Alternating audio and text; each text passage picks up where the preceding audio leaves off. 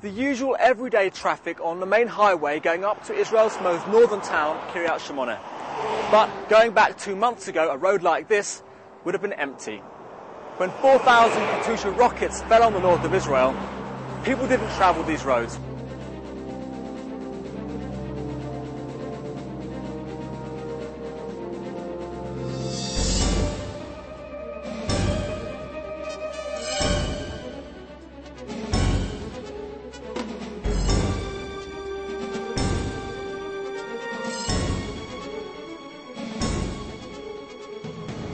Quiet has returned to the forests above Kiryat Shmona. The workers of Keren Kayemet here, who maintain the forests, are also citizens of the north of the country, and they've been visibly affected by the war and the damage to the environment.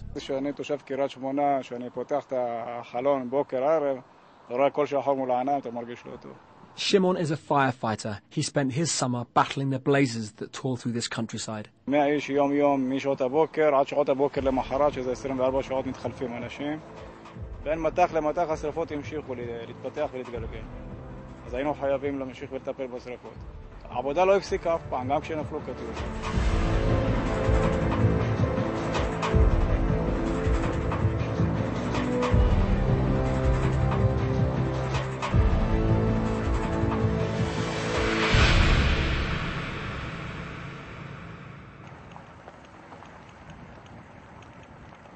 Here in the Naphtali forest above Kiryat Shmona, 75% of trees were damaged by the Katyusha rocket fires. And of those, 50% will have to be removed. Trees that can survive have been marked with orange paint. But many of those trees that can't survive, well, they've already begun to be cut down. I picked this from one of the living shrubs in the forest. You can see the water still running through the stem. In contrast to this, a dead piece of wood from one of the trees here in the forest. The work of the Keren Kayemet Israel now in this forest is to come and remove trees like these which are dried throughout. They attract termites, and when termites come, they not only destroy the dried, dead trees, but they'll also attack the living trees as well. And that's something Israel can't afford to happen. These forests are crucial for the ecology and the economy, the source of much tourism in the area. As a project coordinator, Shimona received literally hundreds of calls from volunteers across the country keen to help restore the countryside to its beauty.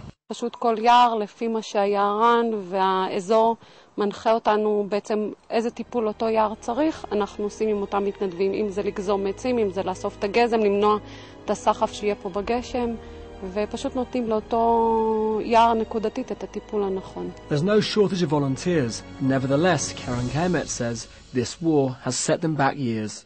The yearly budget for against fires, especially for the chemicals that we're using to reduce the fires, we spend it all in the first 4 days of the war.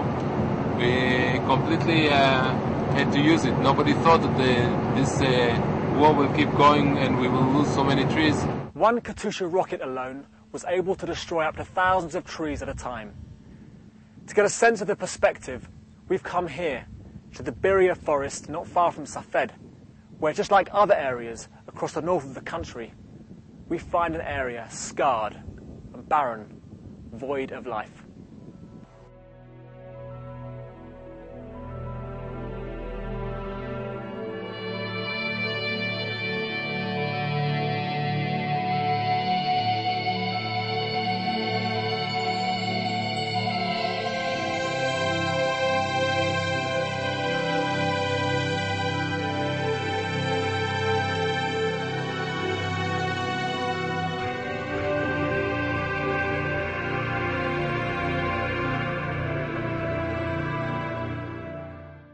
Yosef has been a forest ranger for over 20 years. This summer, he watched many of the trees he planted burn in the fires. In a forest now carpeted with a thick layer of ash, Yosef showed us the worst affected parts of the region. יער ביריה משתרע על 20,000 דונם יער נטוע. מתוכו נשרפו כ-2,000 דונם. זאת אומרת כ10% מיער ביריה נשרף במלחמה האחרונה. So this is the cause of all the damage. And as Yosef explained, it wasn't only trees affected by the flames. באחד מימי המלחמה ירדתי באיזה בוסתן להשקות עץ. ואני לוקח את הג'ריקן, יורד אותו מהאוטו, פתאום אני מבחין שיש תנועה מאחוריי. אני מסתכל, אני רואה שועל קטן, הולך אחריי, ואתם יודעים, שועלים מפחדים מבני אדם. נתתי לו לשתות מים, מילאתי את הפקק של הג'ריקן במים, נתתי לו לשתות, והוא פשוט התקרב עד כדי לטיפה ושתה מים. זאת אומרת שהוא היה צמא. כנראה מקור המים שהוא היה רגיל לשתות, נעלם, נסתם או משהו קרה בגלל השריפה, והוא פשוט היה צמא למים. The Lebanese border is once again quiet. We looked over into the villages who played host to Hezbollah during the war. We saw smoke rising from among them. The Israeli army is busy destroying the Hezbollah bunkers they were able to locate. And so as the army finishes off its work, back in the forests, Keren Kayemet has only just begun.